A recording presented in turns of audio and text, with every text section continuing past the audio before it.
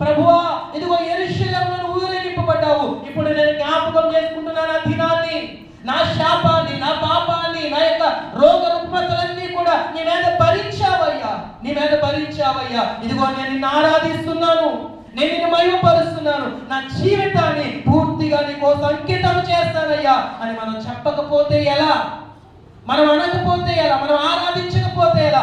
ఆయన చేసిన ఉన్నతమైన కార్యాన్ని మనం గుర్తు చేసుకోకపోతే ఎలాగండి?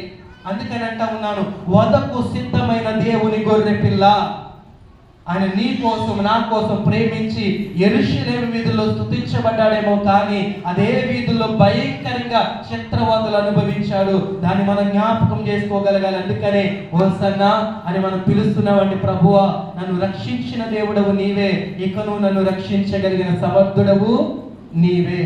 కనుక ఆయన స్తుతించినటువంటి విధానం బట్టి మనము మన పాపములో నుంచి, శాపములో నుంచి, అనీతి కార్యములో ఇంకా ఉన్నటువంటి వారి జీవితాలు మార్పు చెందునుగాక.